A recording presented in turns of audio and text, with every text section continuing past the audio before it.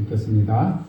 아브라함이 나이가 많아 늙었고 여호와께서 그에게 범사의 복을 주셨더라. 아브라함이 자기 모든 소유를 맡은 늙은 종에게 이르되 성화 가운데 내 허벅지 밑에 내 손을 넣으라. 내가 너에게 하늘의 하나님 땅의 하나님이신 여호와를 가리켜 맹세하게 하노니 너는 내가 거주하는 이 지방 가나안 족속의 딸 중에서 내 아들을 위하여 아내를 택하지 말고 내 고향 내 족속에게로 가서 내 아들 이삭을 위하여 아내를 택하라. 종이 이르되 여자가 나를 따라 이 땅으로 오려고 하지 아니하거든 내가 주인의 아들을 주인이 나오신 땅으로 인도하여 들어가리이까. 아브라함이 그에게 이르되 내 아들을 두고 가지 아니하도록 하라. 하늘의 하나님 여호와께서 나를 내 아버지 집과 내 고향의 땅에서 떠나게 하시고 내게 말씀하시며 내게 명령하여 이르시기를 이 땅을 내 씨에게 주리라 하셨으니 그가 그 사자를 너보다 앞서 보내실지라 내가 거기서 내 아들을 위하여 아내를 택할지니라. 만일 여자가 너를 따라오려고 하지 않으면 나의 인생과 너와 상관이 없나니 오직 내 아들을 데리고 이리로 가지 않으니라. 9절 함께 있습니다. 그 종이 이에 그의 주인 아브라함의 허벅지 앞 손을 넣고 이 일에 대하여 그에게 맹세하였더라. 아멘. 이것은 주님의 말씀입니다. 지난주에 우리는 아브라함이 아내 사례를 위하여 매장지를 준비하던 내용, 즉 헤브론에게 땅을 사서 헤브론 그리고 막벨라프를 산 것을 배웠습니다. 오늘은 아들을 위하여 아내를 준비하는 우리 아브라함을 볼 수 있습니다. 아버지가 제자리에 있으면 아들이 방황하지 않습니다. 남편이 제자리에 있으면 아내도 방황하지 않습니다. 아들의 결혼을 준비시키는 아버지의 모습은 참으로 멋지 있습니다. 지난주에 우리는 사랑하는 아내 사레의 죽음을 보고 매장지를 준비하는 아브라함을 살펴보았습니다. 오늘은 사랑하는 아들의 결혼을 준비하는 아버지인 아브라함을 살펴보고자 합니다. 아브라함의 아내 사레가 127세에 일기로 헤브론에서 일생을 마쳤습니다. 아브라함은 아내의 죽음을 보고 애통해하고 눈물을 흘리며 매장지를 준비했습니다. 평생 같이 살던 사람이 먼저 떠나고 난 후에 아브라함은 그의 일생의 마지막 남은 한 가지 일을 해야만 했습니다. 그것은 100세에 낳은 아들 독자 이삭의 혼사 문제였다는 것이죠. 부인이 먼저 세상을 떠났기 때문에 아브라함이 혼자 이 일을 감당해야 했습니다. 부인이 없이 아들을 장가 보낸다는 일은 남자로서는 어려운 일입니다. 더군다나 아브라함은 늙었습니다. 1절을 보면 이렇습니다. 아브라함이 나이가 많아 늙었고 여호와께서 그에게 범사의 복을 주셨더라 라고 되어 있습니다. 사람들은 모두 늙어갑니다. 젊음은 영원하지 않습니다. 죽음을 앞에 두고 늙어가는 아브라함은 자신의 죽음도 준비해야만 했습니다. 그러나 1절을 보면 아브라함이 늙었지만 여호와께서 그의 범사에 복을 주셨다고 말씀하고 있습니다. 아브라함은 복을 받은 사람입니다. 그는 복의 근원입니다. 그의 인생 전체는 하나님의 복이었습니다. 물론 아브라함에게도 고난과 우여곡절과 혼란과 여러 가지 어려움이 있었습니다. 그러나 인생 전체를 놓고 보면 아브라함은 참으로 복을 받은 사람입니다. 여러분의 인생에도 고난이 있고 위기가 있고 어려움이 있지만 여러분의 인생의 끝을 볼 때 여러분의 인생이 하나님의 복이 되기를 간절히 바랍니다. 여기에 중요한 단어 하나가 있습니다. 범사의 복을 받았다라고 되어 있습니다. 범사의 복을 받았다는 말은 특별한 사건의 복을 받았다는 것이 아니라 매사 일상생활 속에서 복을 받았다는 말씀입니다. 특별한 복을 받은 것은 그리 좋은 일이 아닙니다. 혹 죽었다가 살아나거나 병에 걸렸다가 고침을 받게 됐고 다리가 부러졌다가 곧 붙어야 합니다. 그런 과정이 굉장히 힘듭니다. 그냥 범사의 복을 받기를 여러분 감사해야 하십시오. 자나깨나 누웠거나 여러분 복을 받으십시오. 여기서 한 가지 더 생각해야 할 일은 복은 내가 원해서 받는 것이 아니라 하나님이 주셔야 받는 것, 그것이 복이라는 것입니다. 또 한 가지는 우리는 완전하거나 실수가 없어서 복을 받는 것이 아니라는 사실입니다. 만약 그렇다면 저나 여러분이나 소망이 없는 사람들입니다. 우리는 얼마나 많은 실수를 합니까? 우리는 복을 받지 못할 줄 참으로 많이 합니다. 그렇지만 하나님은 우리에게 복을 주셨습니다. 왜냐하면 저와 여러분 모두 다 하나님의 자녀이기 때문입니다. 그런 관계 때문에 복을 주시는 것이지 우리가 잘해서 복을 주는 것은 아니라는 것이죠. 아브라함이 잘해서 복을 받는 것은 별로 없습니다. 하나님이 그를 사랑했고 그에게 은혜를 베풀어 주셨기 때문에 아브라함은 복을 받게 된 것입니다. 아브라함은 사랑하는 아내가 죽고 자신도 늙어가고 있다는 사실을 알고 있었습니다. 그는 아버지로서 마지막으로 해야 할 일, 아들 이삭의 혼사를 준비하고 있습니다. 본문 2절을 보면 아브라함은 혼사를 준비를 믿음으로 하고 있다는 것을 알 수 있습니다. 2절 함께 보겠습니다. 시작. 아브라함이 자기 집 모든 소유를 맡은 늙은 종에게 이르되 청하건대 내 허벅지 밑에 내 손을 넣으라. 아브라함은 혼사 문제를 자기 집에서 오랫동안 자기와 함께 일했던 늙은 청직에게 맡기기로 결정합니다. 이 사람은 자기 집의 모든 소유를 맡아서 일하는 사람입니다.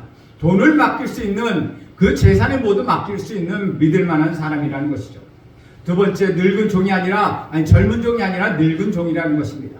늙었다는 말은 삶의 지혜가 있다는 것이죠. 아브라함은 신실하고 믿을 만한 청지기에게 자기 아들의 혼사를 맡기는 모습 우리는 볼 수 있다는 것이죠. 자식을 가진 부모치고 자기 자녀의 결혼 문제를 소홀히 생각하는, 또 소홀히 하는 부모는 어디 있겠습니까? 그렇게 속되우고 안절부절 못하면서도 실제로 결과는 좋지 않을 때가 있다는 것이죠. 오늘 우리는 자기 자녀 아들의 결혼식을 준비하는 아브라함을 통해서 부모가 해야 할 일이 무엇인지 배우게 됩니다.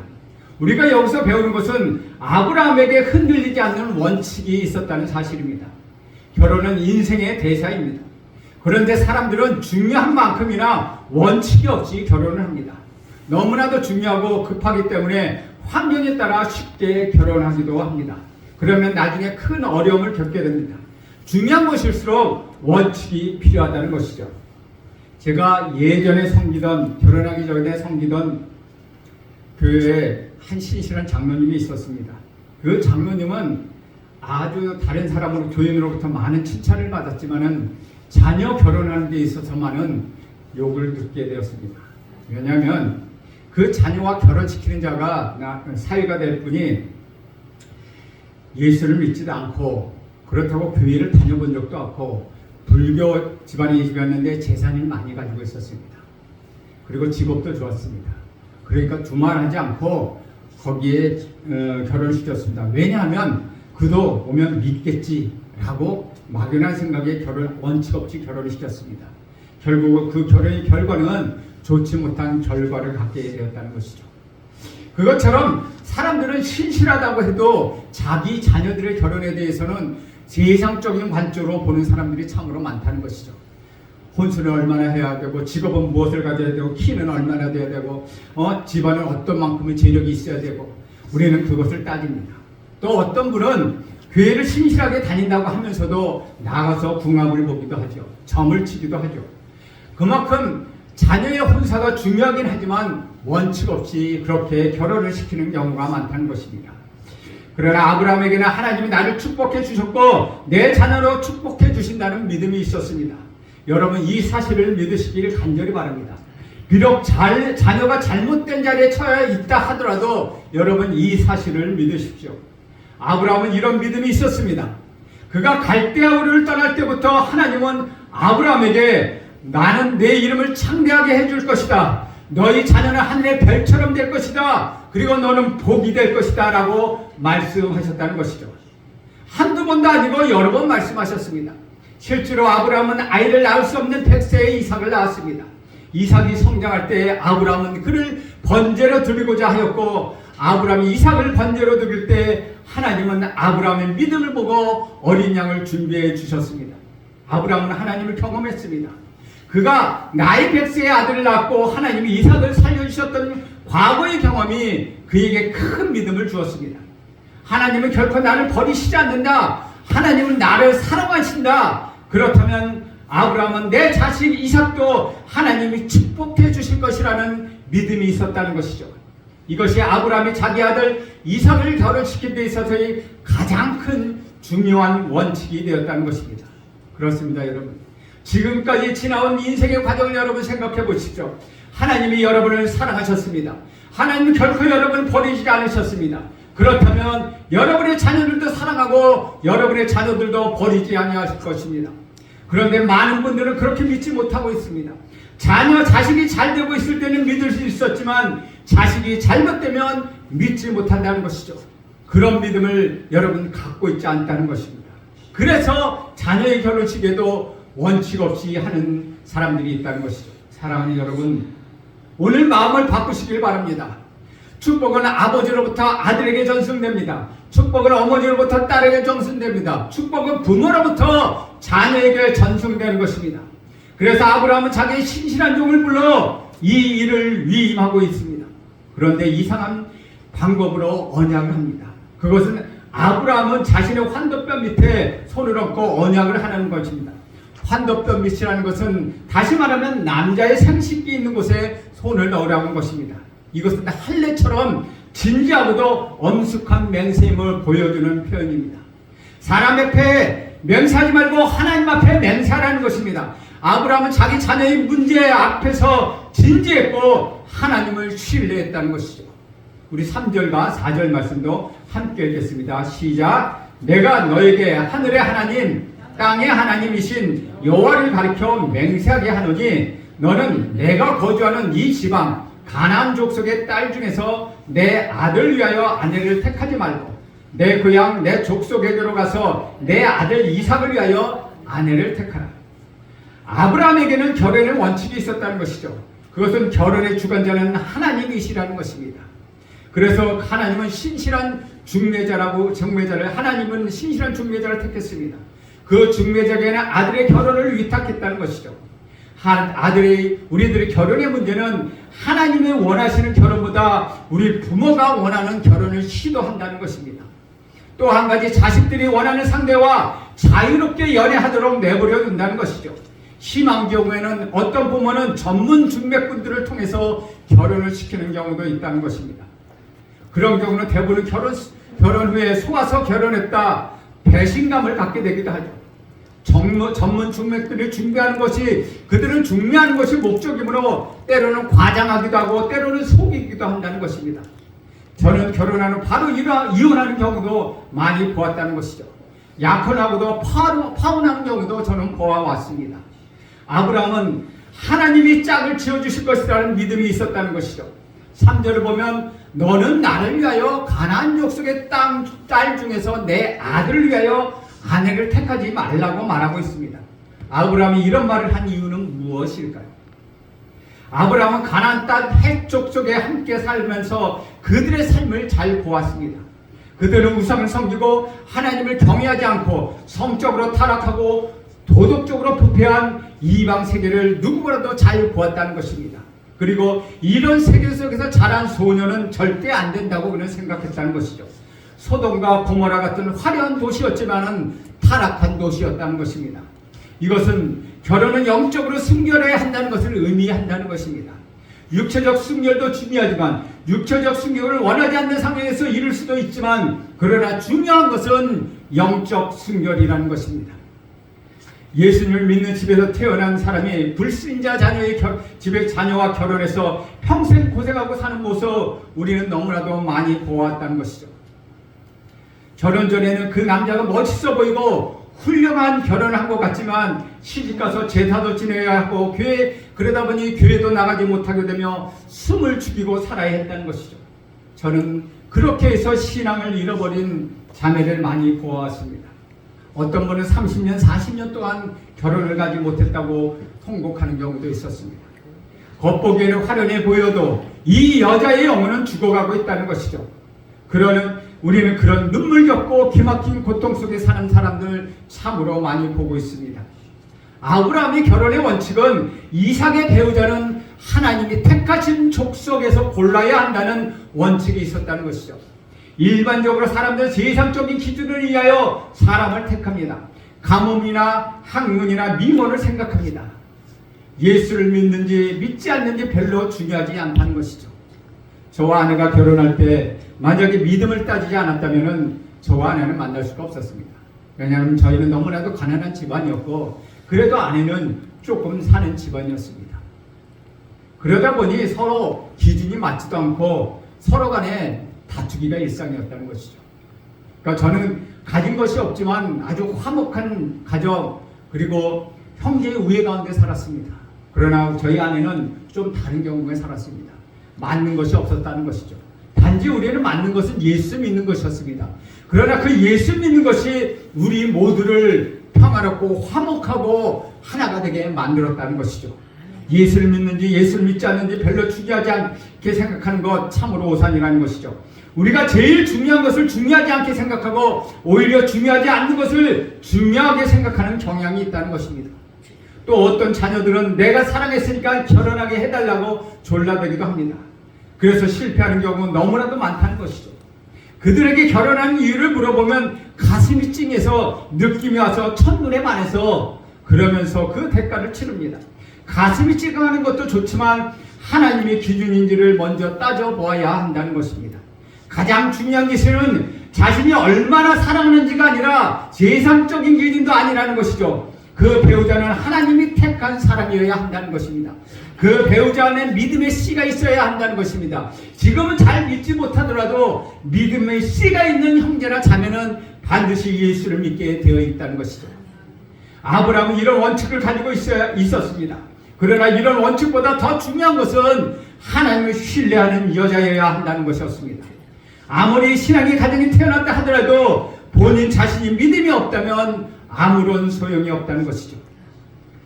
제가 계속해서 말씀드리지만 제가 중고등학교 대학 청년부까지 같이 했던 친구가 34명이나 됩니다. 물론 초등학교부터 같이 예수를 믿고 중고등학교 예수 믿고 청년까지 예수 믿었던 그런 친구가 34명이나 되는데 그 중에서 장로님 아들, 권사님 아들, 심지어는 목사님 딸까지 있습니다. 그런데 그들이 그 장로님, 권사님, 목사님 그 믿음이 그들에게 이어지지 않는 경우에는 모두 다 예수를 부인하고 안 믿겠다고 튀쳐나가고 있습니다. 제가 만나서 너 예수 믿었지? 이야기하면 예수란 소리도 꺼내지 말라고 하는 친구도 있다는 것이죠. 즉 아무리 부모가 열심히 믿어도 그 믿음이 내 믿음이 되지 않는다면 아무런 소용이 없다는 것이죠. 우리는 신앙의 유산을 열심히 물려주려고 하지만 그 아들이 그것을 받지 않으려고 하면 그 자녀가 그것을 받지 않으려고 하면 그 믿음은 아무런 소용이 없는 믿음이 된다는 것입니다.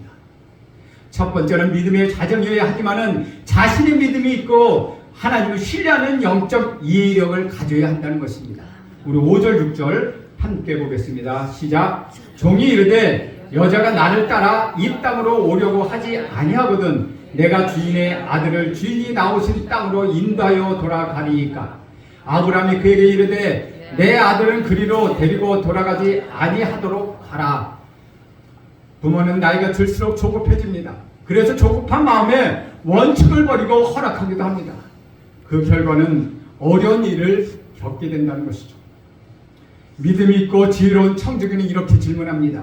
만일 그런 여자를 발견했다 해도 그 여자가 오지 않겠다고 하면 어떻게 할까요? 아브라함의 대답은 간단했습니다. 오지 않겠다고 하면 관둬라 라고 말하는 것입니다. 옛날에 이런 자녀가 있습니다. 목사님, 제가 사랑해서는 안 될 사람을 사랑했습니다.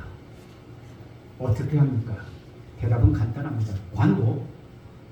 사랑하지 못할 사람을 사랑하는데 왜 그 결혼이 성립되겠을까? 그 자리에서의 대답은 관둬였습니다. 단 1초도 생각할 필요 없습니다. 이것처럼 하나님의 말씀은 믿음으로 지혜있는 청지기가 대답하는 것처럼 지금 오지 않겠다고 하면 그냥 관둬라. 하나님 뜻이 아니다 라고 말하고 있는 것입니다. 7절과 8절 말씀도 함께 읽겠습니다. 시작. 하늘의 하나님 여호와께서 나를 내 아버지 집과 내 고향의 땅에서 떠나게 하시고 내게 말씀하시며 내게 맹세하여 이르시기를 이 땅을 내 씨에게 주리라 하셨으니 그가 그 사자를 너보다 앞서 보내실지라. 내가 거기서 내 아들을 위하여 아내를 택할지니라. 만일 여자가 너를 따라오려고 하지 아니하면 나의 이 맹세가 너와 상관이 없나니 오직 내 아들을 데리고 그리로 가지 말지니라. 7절에 8절에 보면 아브라함이 하나님을 굳게 신뢰하고 있다는 사실을 우리는 발견할 수 있습니다. 하나님이 여기까지 나를 인도하셨는데 어찌 그 여자를 준비하지 않겠는가? 분명히 그 여인이 마음속에는 하나님을 신뢰하시는 영적 지혜력이 있을 것이라고 아브라함은 생각했다는 것이죠.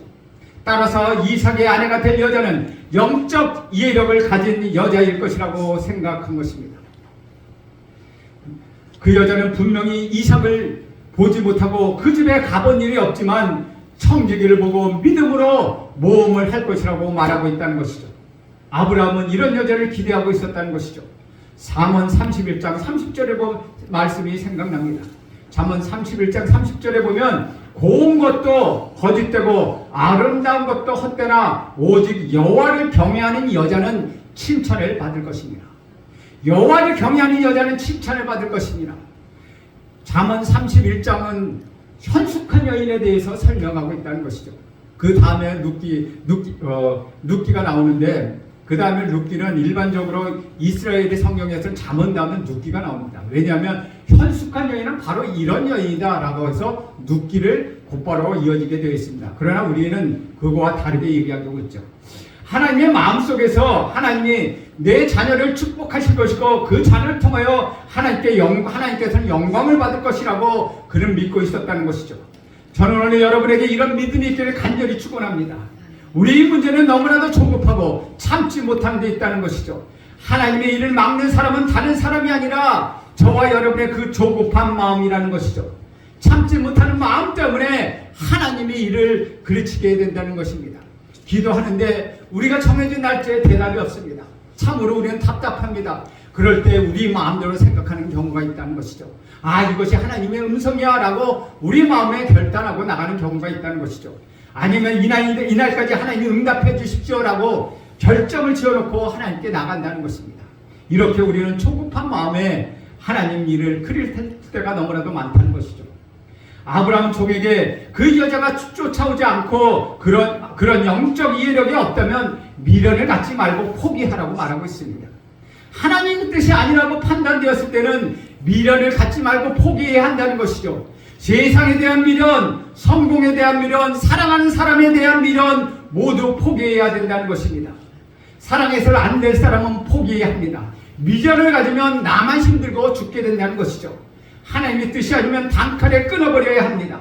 이것은 하나님의 뜻이면 어떤 고난도 위기도 극복하고 기다려야 한다는 것이죠. 왜냐하면 우리 하나님이 그것이 하나님의 뜻이라면 고난도 극복하고 환난도 극복하고 어려움을 극복해낼 힘을 우리에게 주시기 때문이라는 것이죠. 9절 말씀 함께 읽겠습니다. 시작. 그 종이 이에 그의 주인 아브라함의 허벅지 아래에 손을 넣고 이 일에 대하여 그에게 맹세하였더라. 오늘 본문에서는 세 가지 교훈을 우리는 배울 수 있습니다. 첫째, 축복이란 약속의 자녀를 통해서 전성된다는 것입니다. 부모는 복을 받았지만은 그 자녀에게 계승되지 않으면 안 된다는 것이죠. 그렇기 때문에 그 자녀도 신앙 속에서 믿음을 가져야 한다는 것입니다. 둘째는 복은 믿음의 사람들을 통해서 계승되는 것입니다. 아브라함은 끝까지 믿음이 있었습니다. 끝까지 하나님을 믿었습니다. 여러분도 끝까지 하나님을 믿으시기 바랍니다. 그 믿음이 여러분에게 기적을 만들 것입니다. 셋째는 참된 신부는 영적 순결과 하나님에 대한 믿음을 가진 자라는 것입니다. 이것이 바로 그리스도의 영원한 신부 교회의 모습이라는 것이죠. 아브라함 때 세상을 움직이는 기술은 핵족속이 가지고 있었습니다. 핵족속은 수많은 민족들로부터 수천의 신들을 모시고 있었습니다. 도움을 줄 만한 것은 모두 다 모으고 있는 것입니다. 아브라함이 이끌던 부족은 너무나도 약했습니다. 그럼에도 불구하고 핵족속을 정중하게 거절했다는 것이죠. 서로가 사이좋게 지내면 핵족속과 결혼으로 맺어진 것도 거절하고 수없는 신들을 모이지 않고 오직 자기에게 약속한 땅을 약속하시는 하나님만을 의지할 수 있다는 것이죠. 그로부터 4,000년의 세월이 지나고 보니 사람들의 핵족속이 누구인지 그들이 처음 강한 강철로 된 무기와 연장을 만들었다는 것 아무도 기억하지 못한다는 것입니다. 그들의 후손은 없습니다. 아니, 후손이라고 준영하는 사람 아무도 없다는 것입니다. 그런데 지금 이스라엘은 여전히 존재하고 있습니다. 그들의 하나님 여호와께서는 지금도 살아계시기 때문이라는 것입니다. 여러분과 저는 그런 하나님의 선택을 원합니다. 우리 실수도 어리석음도 미리하시고 예비하시는 하나님을 선택하고 믿기를 간절히 바랍니다. 선택하시고 예비하시면 하나님을 신뢰하는 사람들의 결정적인 믿음이기도 하다는 것이죠. 우리 구주 예수 그리스도가 십자가 위에서 그렇게 고통스러우면서 나의 하나님 어찌하여 나를 버리시나이까라고 한탄하면서 우리 하나님을 선택하셨습니다.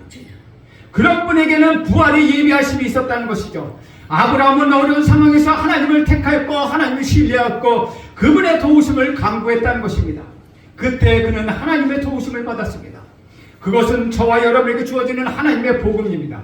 이는 우리가 일상에서 주님을 실제로 선택하고 신뢰함으로써 그 언약에 머물 때 얻어지는 축복이기도 하다는 것이죠. 하나님을 믿고 순종하는 이에게 반드시 우리 하나님 선하게 응답하시고 놀라게 역사하실 것입니다. 하나님을 믿고 하나님을 바라며 하나님을 의지하는 자에게는 하나님의 인도하심에 따라 하나님께서 여러분을 인도해 나가실 것입니다. 그러므로 하나님의 인도하심에 여러분의 모든 삶을 맡기시길 간절히 바랍니다. 여러분의 삶 속에 아브라함과 같은 축복과 아브라함과 같은 하나님 믿음이 여러분에게 함께 하실 것입니다. 그렇게 되면 하나님께서 주시는 그 축복을 여러분 누리며 살아가는 2024년이 될 것입니다. 여러분 아브라함처럼 원칙을 가지고 하나님을 신뢰하며 믿으며 나가십시오. 그럴 때 하나님의 축복이 여러분과 여러분의 자녀 여러분 가정 안에 온전히 이루어질 것입니다. 기도하겠습니다.